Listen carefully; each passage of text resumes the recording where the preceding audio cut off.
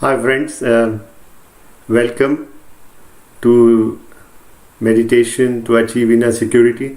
My name is Rahul Basale, and those who have seen this as a part of the Buchmesse, welcome, and those who are watching, I'm glad to present my experience today, and especially in this very uncertain times with the pandemic and a lot of us, let's say, having worries personally at home, at work, and as we go out in the society. So there is a lot of stress as well as anxiety, and most of all the fear which is there within us, and at times it can become quite difficult to manage all of this in our daily life. So I wanted to share my experience. I've been practicing the meditation for more than 30 years, and I'm myself a meditation coach. So I wanted to share this experience as a part of this Buchmesse, because we are looking for new solutions. We are looking for how do we navigate through our day-to-day lives also in these difficult circumstances. And I want to tell you something which is related to your own self, related to your inner recognition and your own power. And very often we are seeking for it in many different ways, and at one point, certain circumstances make us realize that there is much more to this in this world than just going through your mundane life. And when you reach to the point where you want to energize yourself, you need to physically, mentally, emotionally start working upon yourself and also derive strength within. And this is where meditation can help to overcome this fear, anxiety, stress with very simple steps. And this is what I'd like to share with you today. And I'll also want to share with you my own experience in the last 6 months, and some difficult circumstances which I went through, and how meditation actually helped me to get clarity in my mind, in myself, and also focus upon the things which really matter. And here's where I'd like to quickly give you an introduction of the meditation itself. And what is this meditation? Now, meditation is a state of mind where you are conscious, you are in the present, and you are actually feeling your inner power. Now, you would ask, what is this inner power? This inner power is this power which resides within us, and I will show you the graphic in a while, which is called as the Kundalini. It has been called in many different ways in different languages. The fact of it is that every human being has this power within himself, and when this power is awakened, it passes through our spinal cord and comes up here at the top of our head, and it flows along our body, and we can actually feel it on our hands and fingertips. Now, why do you think we need to do this at all, right? So the basic of it is we have known of so many different powers of energy: electrical, magnetic, kinetic, the energy, the power of heat from the sun, and we've been using these energies within us for different purposes. However, our body itself is made of these 5 elements, and beyond these 5 elements, we have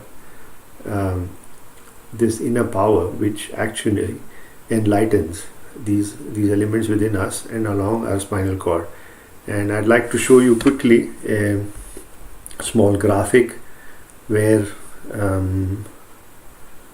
this power is shown. You can see in the graphic we have 3 energy channels as we go along, and there's a left side which is marked in blue, and there are 7 energy centers, and then there is the center on top which is called as the fontanelle bone area, where the energy comes out from.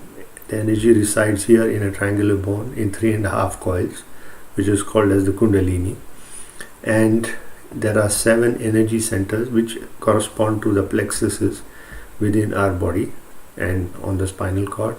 And then you have the right side, which is the power of action, which is shown here in yellow. And this finally connects into our brain, and the energy, when it flows through these channels and emerges out. Now one would ask, what is this energy? This energy is actually more or less there all over the world. The only thing is you can't see it, but you can feel it. So how do you feel it? So you feel it on the fingertips here, and you also feel it along the vertebral column, where your central nervous system resides, and at different points. Now you can imagine that this energy actually is connected to the nerves. So when the nerves are stimulated, you can feel it also in different parts of your body. So that is the subtle energy center which I wanted to show you, and there are different aspects to these energy centers. So left side is typically our emotional side, our right side is the power of action, and the central channel is the path of our evolution and our evolving understanding. So if you look at it, you have the first center, which is called as the root center, called the Muladhara chakra. The second is the Swadhisthana chakra. Now these are more or less connected to the earth element. This is connected to the fire element, and then here is where a lot of our, let's say, thought processes reside, and also the knowledge which we assimilate comes in here. And then you will see there is the center, which is the third center, which is called as the Navi center, and this has got to do with our peace, our satisfaction, which we say also it comes from the stomach. And there's a green area around this. So all the knowledge which we accumulate and which gives us certain strengths, qualities, authorities, and that is what is represented. And then the fourth energy center is the Anahata chakra or the heart chakra, and this is where our inner recognition of our subtle self is reflected. Further up, if you see, is the Visuddhi chakra, which is called also the chakra for where we actually express ourselves through our hand movement, gestures, our expression on the face, and our ear, nose, throat, which are responsible for our senses. Further, if you go, is the so called Agya chakra, or the chakra where the two main nerves in our energy centers cross, and they merge into the brain. So this is also called as the Agya chakra. And further is the chakra which is right on top of our head, which is called as the Sahasrara chakra, and it actually has a lot of connections to our brain, and when it is enlightened, it gets connected to the power which is around us. And traditionally in the ancient wisdom, this particular happening was called as yoga, or the union of our subtle energy centers and system with the energy around us. So that is the process in which the energy rises and it penetrates and gives us a new dimension of awareness about our inner self. So that's about our subtle energy center. And how does it work? So in this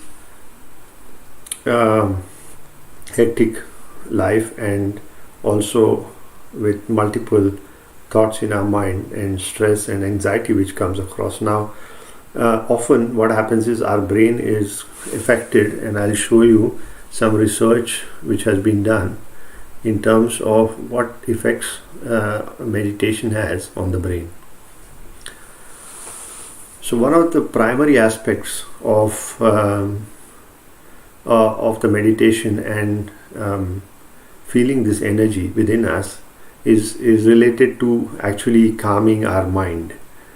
And this has been right from 7,000-8,000 years before Christ. There have been so-called ascetics who have been meditating upon this one power in order to assimilate the knowledge which is there in the world. And our brain is actually very sophisticated. You can see that the areas which are actually nourished are basically the hypothalamus, pituitary gland, the temporal lobe, which are the connection points to the brain.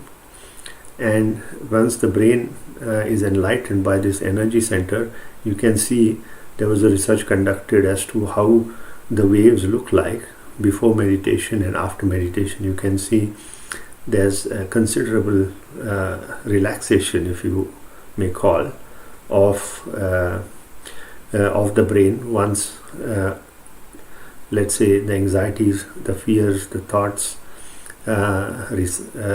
slowly recede, and give is a sense of calmness, a sense of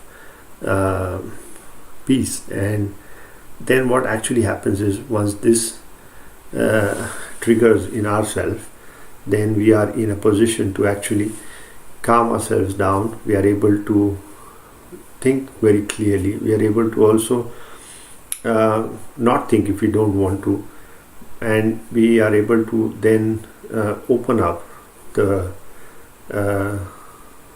way for ourselves to take right decisions, which are important because one, they are not affected by the clogging of anxiety, fear or stress. Second is that they are much more connected to the current time or situation, and coupled with your subtle knowledge about your own system, you are able to actually take the right decisions. And when you take the right decisions, normally what happens is it leads to a good outcome, and that good outcome could be personally, in the family, at work, or also interaction with the society, or also protection in certain sense from things where you could be vulnerable to. So that in short, let's say, gives a approach of of integrity within us in difficult times. And there has been considerable amount of research which has been done on anxiety and stress. So I will call that out as a later part. But more important is that that we actually are able to experience this power. And one part is where I would be showing to you how this experience can be had, and you can practice this at home. We have a number of places apart from the Buchmesse where you can go online, you can attend courses, you can learn step by step, and then also there are meeting centers where you can then go and get further information. So at that point, I would stop, and I would like you to listen to the talk of the person who actually founded this form of meditation, and it is called Sahaj Yoga. And you can see here the lady, her name is Srimataji Nirmala Devi. She brought this to life, and she had a very strong desire and a strong power in terms of awakening the energy centers, and especially the last energy center, which she did in 1970. And since then, for more than 40 years, she was traveling around the globe to impart this experience to everyone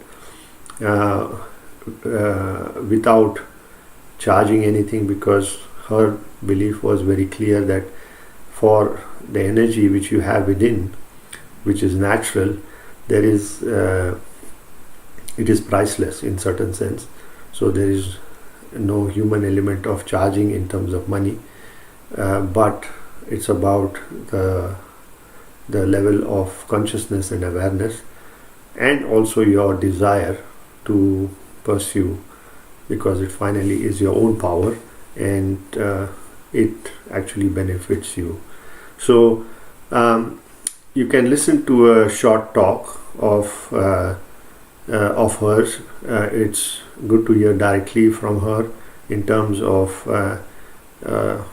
what the Sahaj Yoga meditation is about, and this will be for around 8 minutes, and then hold on, we will then go forward with the realization session, where you can actually experience this energy on your hands and above your head. So bear with me and stay on. I'm really happy that you are participating and you have this desire to overcome the anxiety, fear and stress, and also feel this calmness within, and it's very much possible, and it does not cost you anything. All you need is some time for yourself and some discipline and sincerity to get this experience. So I'll come back to you again after 8 minutes.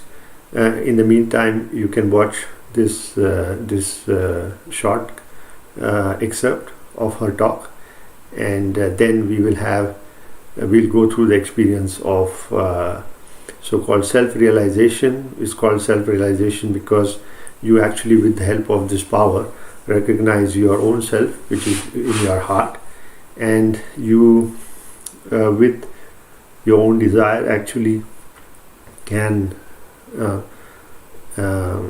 raise yourself to a higher level of awareness, and through that achieve a sense of relaxation. So once that happens,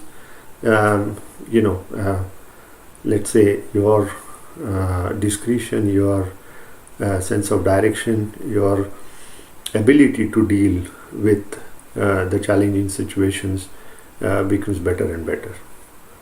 So thank you. Let's quickly watch this snippet for 8 minutes, and then I hope that you can enjoy then the self-realization session.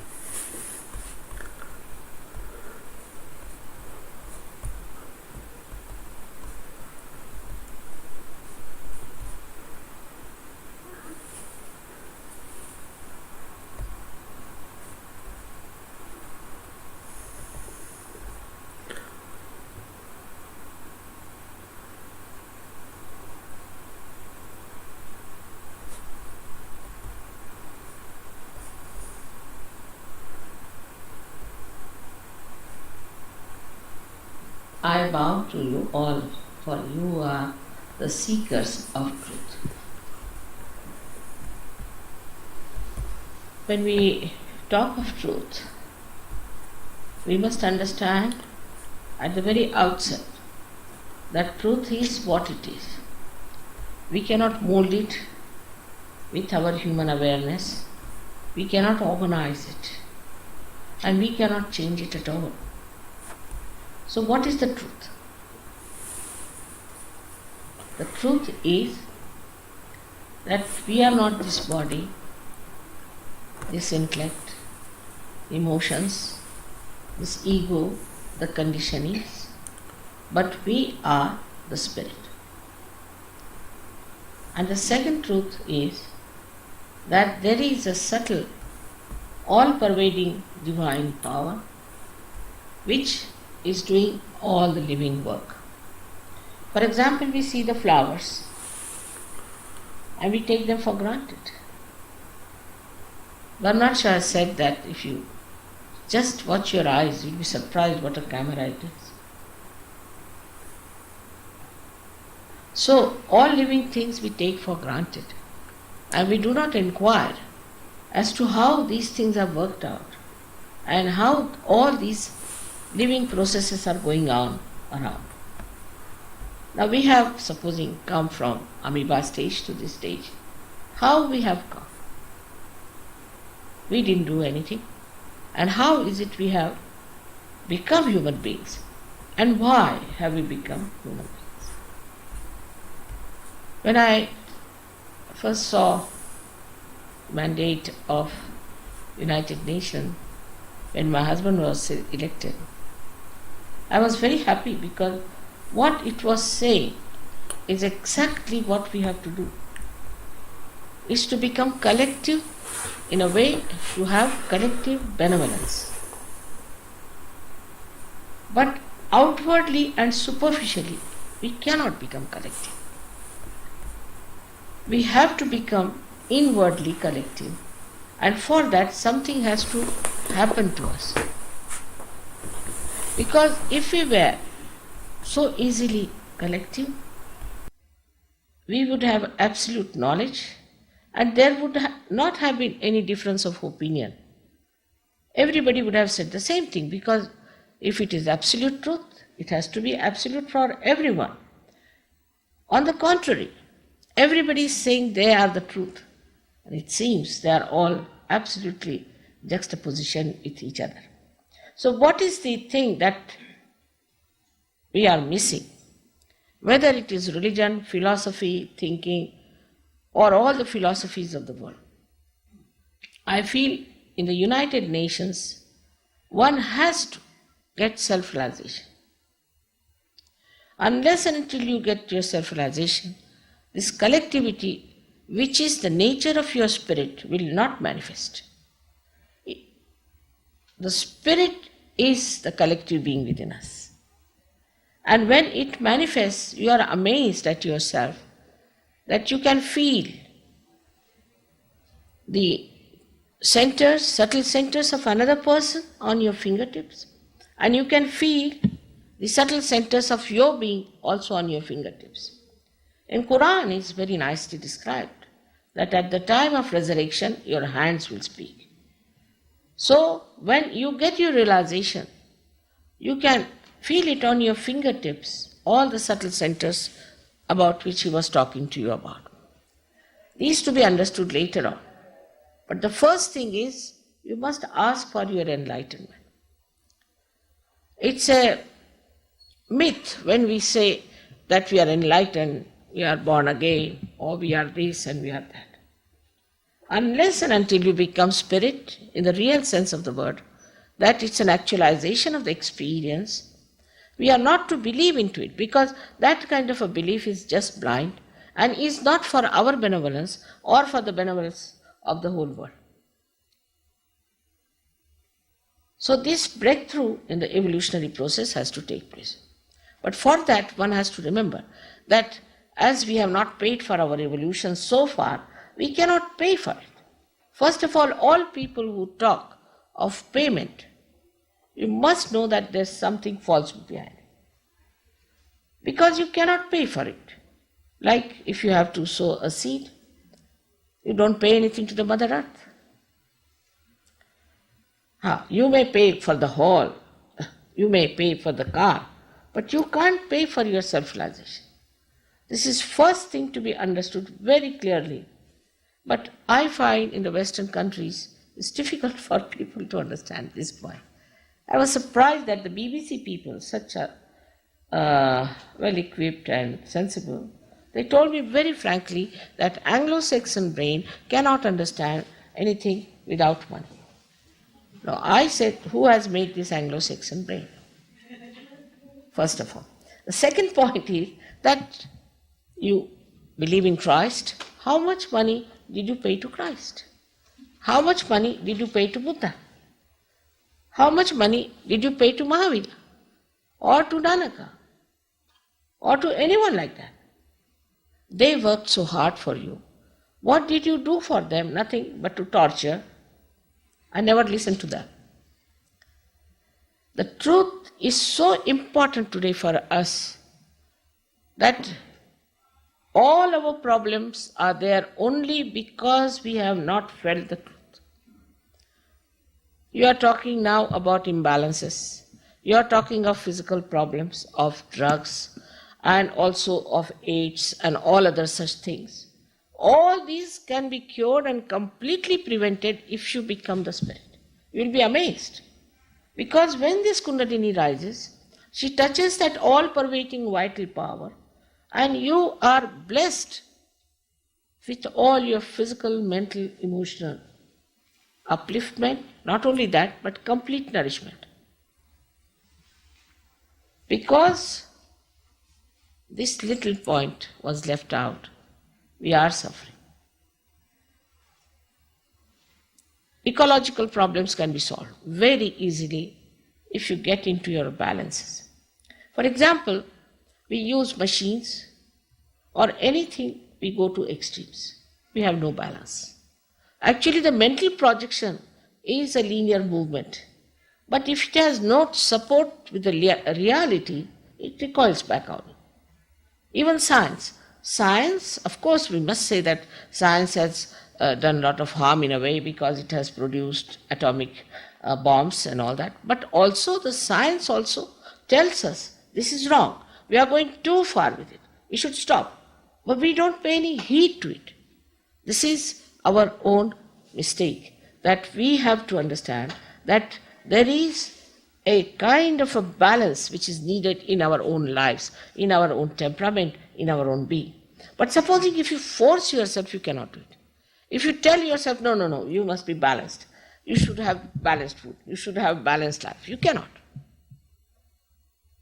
Because as at the human awareness, you cannot. But once you become the spirit, it automatically works out. Now in this diagram you'll see there are 3 channels which are shown, and also there are centers which are shown here, which are 7 in number. Now the centers are something like this, I would say, and this is the left and the right side, 2 sympathetic nervous system. And in the center is the parasympathetic nervous system. Doctors call it as an autonomous nervous system. But who is the auto? And who controls the auto? And how to reach the auto is the problem. Supposing you have a tree, very much grown, you must know it has to have roots down below. And if it has not got those roots developed, it's about to fall off. So this is the knowledge of the roots. And as scientists, you must have an open mind about it, absolutely an open mind. Take it as a hypothesis.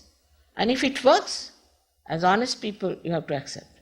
For example, my husband always said that you are a saint. I know, you are an awliya. He used to say that.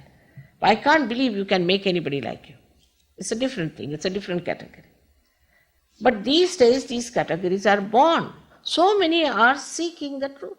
Never in the history of spirituality you had so many people who were seeking the truth. They are misled, I know, and they are used, exploited, agreed. But there are seekers. So I call it a blossom time. This is a special time when this has to happen, but people have to have seriousness about it. I mean, in the society that I move, as you know, there's another society also I have, in which I find people talking like this. This guru is very good, is expensive but very good. And the one gives some bargains and another has lowered some prices. If you are going to judge your guru by how much money he takes or how much you can save, then it's such a money-oriented nonsense. It cannot be anything divine. Divine doesn't understand money. Never. So once you understand this simple point, you'll be able to reach the truth very easily, that if you have to seek the truth, it's a living process within you which has to work it out. And when it works out, then only you can feel that beautiful surrounding, all-pervading power about which all the religions have described. Now, if you go even to religions which have only talked of the formless God, or some who have talked of the form, there's one common point they have said. Seek the eternal. All of them have said, seek the eternal and use the temporary with all understanding in its own limitations. But you can't do it. That's the trouble. We just can't keep ourselves into those limitations. If we take to drinking, we become drunkards. If we take to work, we become work alcoholics. If you take to anything, we go to extremes. Only thing that really gives us the complete balance is the spirit. Now how? Because spirit is like the light. Supposing you are holding a snake in your hand, and if somebody tells you you are holding a snake in your hand and it's all darkness, then one may say, no, it's not, it's a rope. How can you argue? Till the snake bites the person, he is not going to leave the snake.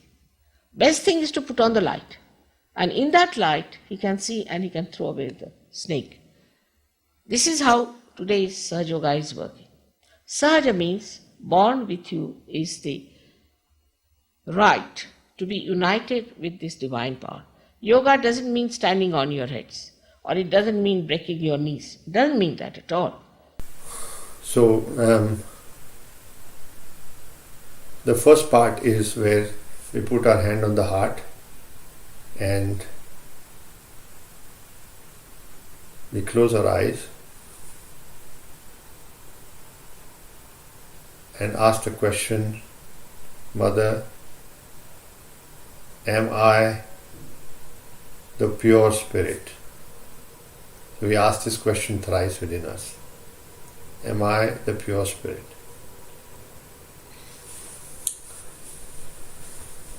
Then we put our right hand on the stomach on the left hand side, and here we ask, Mother, am I my own master? 3 times to awaken this energy.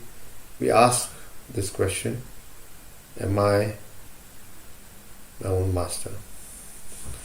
Then we move the hand further down on the left hand side of the abdomen, and this is the center where we are actually assimilating our knowledge, and there are all different types of knowledge, and here we request for this pure knowledge of the energy within us, which is the energy Kundalini, and we ask very clearly, Mother, please give me the pure knowledge of our own self. That is the pure knowledge. So we ask this question 6 times within us.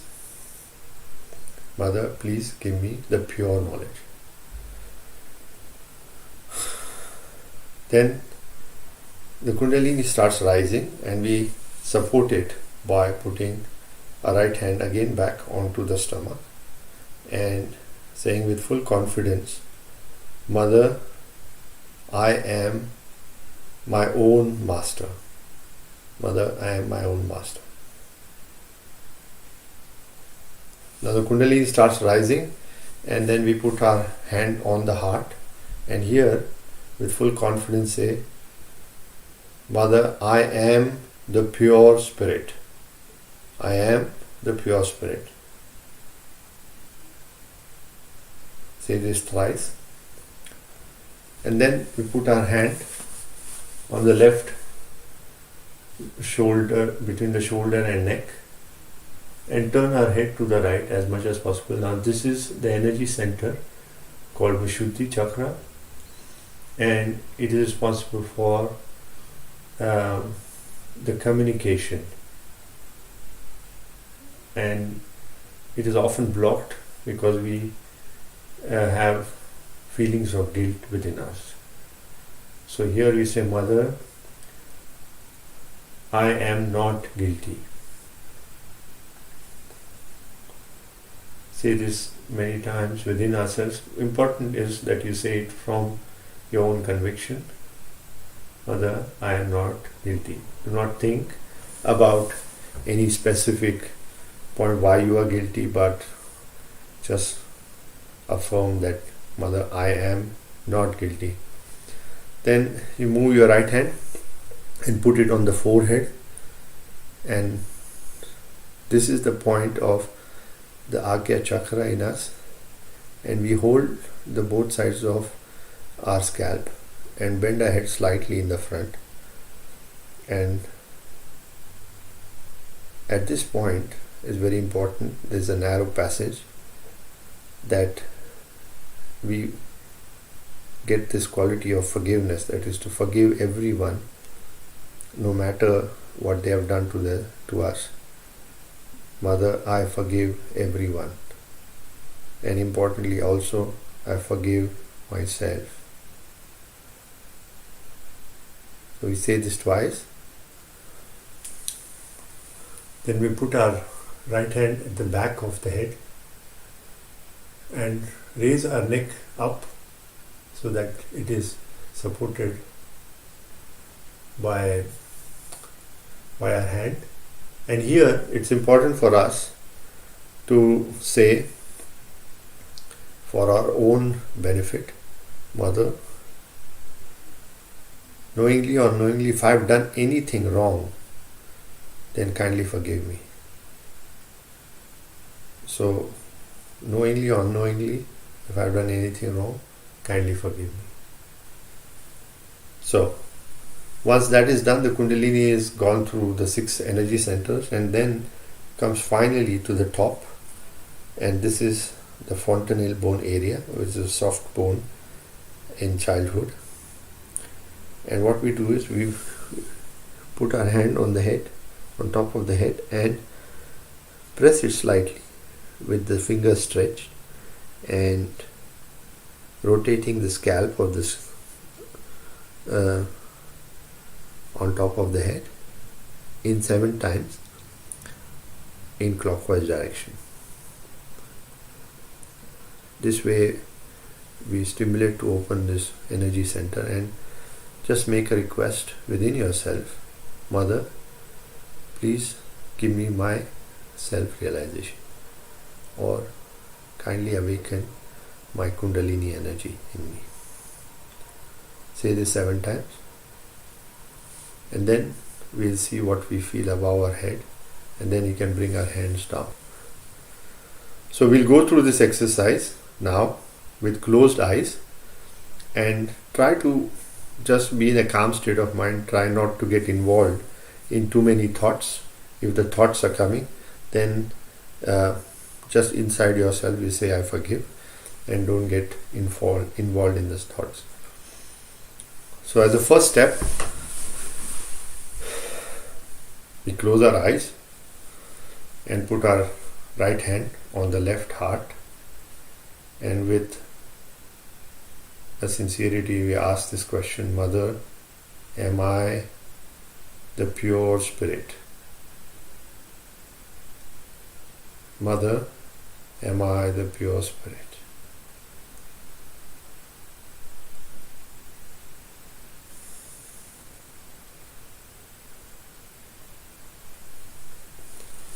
Then put your right hand on the stomach, on the left hand side. And this is the center of our mastery in us. Ask the question thrice. Mother, am I my own master? Mother, am I my own master? Mother, am I my own master? Then we put our right hand on the lower part of our abdomen on the left hand side, and here again it is your freedom, your desire to feel your own inner power. So you request, Mother, please give me the pure knowledge, the knowledge of my own power, that is the power of the Kundalini in us. You can say this 6 times for the 6 different aspects of this energy center.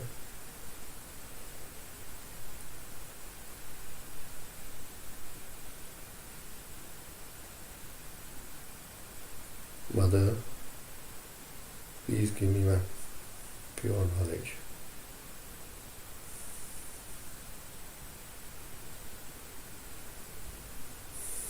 The Kundalini starts rising, and then we put our hand back onto the left hand side on the stomach, and here now we help the Kundalini to rise in, and we affirm with full confidence, Mother, I am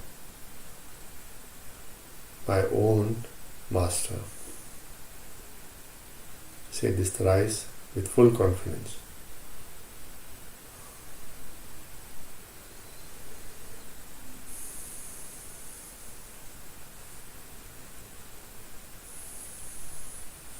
Then we raise our hand on the left heart, and here resides the spirit, and we help the Kundalini to rise further by affirming, Mother, I am the pure spirit. Mother, I am the pure spirit.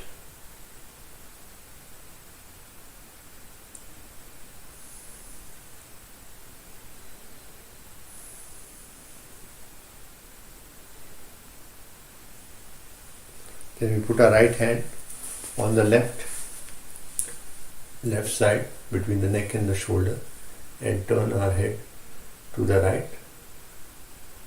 And here we say with full confidence, Mother, I am not guilty.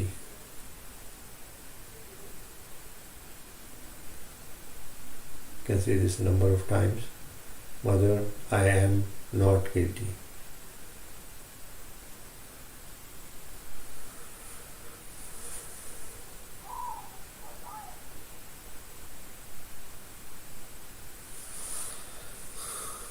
And we put our hand on the forehead, bend your head slightly in the front, and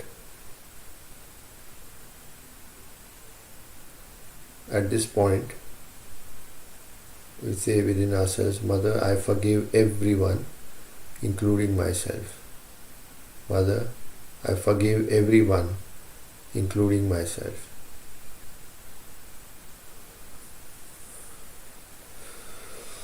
Now we put our hand on the back side of the head, and raise our head up, supporting the head with our hand. And here with full confidence for yourself you say, Mother, knowingly, unknowingly, if I have done any mistake, please forgive me.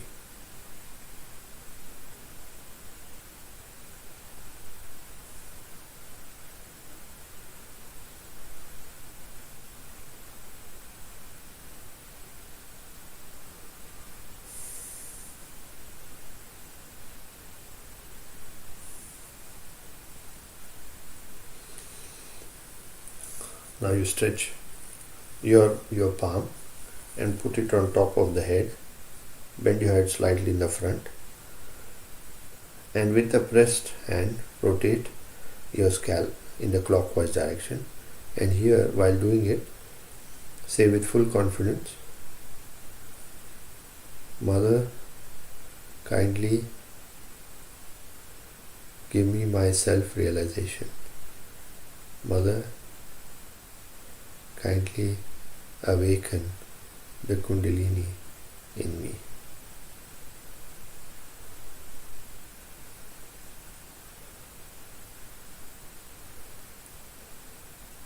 This is the last energy center.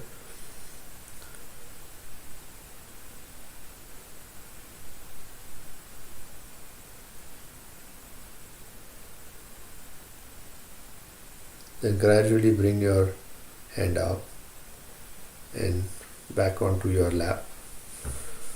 Close your eyes.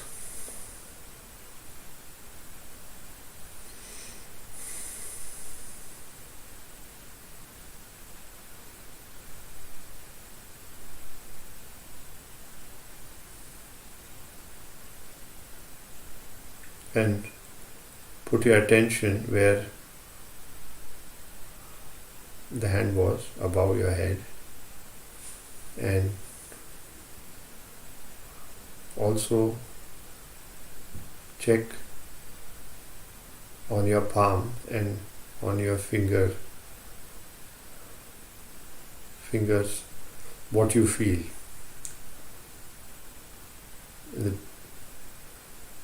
The energy, when it flows, you can normally feel it as a cool breeze, or it can be a warm breeze, difference coming out of your fingers, or sometimes you feel like a tingling sensation on your fingers. Just put your attention, keep your attention there. And in order to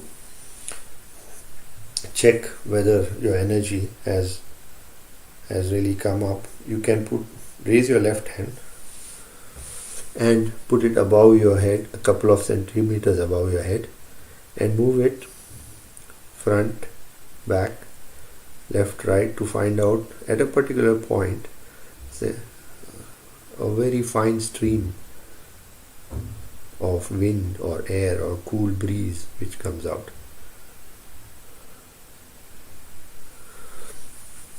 Similarly, try it also with the right hand above your head, and move your hand front, back, sometimes left to right, to feel that energy. And then hold your hands like this and try to sit for a minute or two, and without thinking, and just putting your attention inside. You could close your eyes and put your attention on that what you feel at this moment,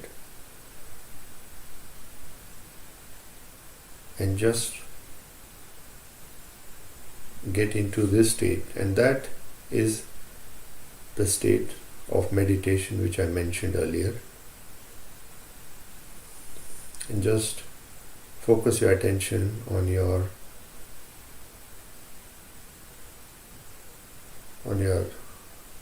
Sahasrara chakra, which is above the head, if you feel the cool breeze coming up, or else on your hands if you are feeling any sensations on the hands, on the fingertips, on the palms, and just sit in silence for a minute or two and try to absorb this energy, because this energy is all around us, and it's the only need for us is to tap into it through our awareness and through our attention, and then you can actually feel it and it starts working within. So this exercise actually, now for example, I feel much calm and relaxed. I hope that you also can feel that also on your hands. It does take some practice to get this experience, but some people get this experience very strong to start with, and some people it takes time, but normally you feel this sense of relaxation and calmness within yourself, in your body as well. So try to maintain this. Now there's one small exercise which we need to do in terms of retaining this state of meditation, and this is called as raising your kundalini. That means bringing this kundalini up and tying it up on top of your head so it stays there as long as possible. And further, to protect your energy or your subtle system from influence from outside, there's another exercise called as bandhan, which is nothing but an aura you create with this energy around yourself. So first we'll do the raising of the kundalini from the lowermost energy center, with the right hand making a circle around the left hand, and the left hand going along the energy centers up above, and on top of the head we make a symbolic knot. And this we do for the 3 energy centers in us thrice, with 2 knots, and third time with 3 knots. And in order to give yourself this protection from, and this is very important especially in these times of where you can get exposed to this pandemic, it's important that you protect yourself, and this is done by bringing your hand from the left side over the head to the right and back again. So you make one aura or a bandhan around you. This twice, 3 times, 4, 5, 6, and 7. And then put your hands up and try to see if you feel anything flowing through your hands or fingertips. I can feel it. It is cool, it is refreshing, it is rejuvenating, it is bringing back a lot of energy which often we tend to give out in many endeavors where our attention is then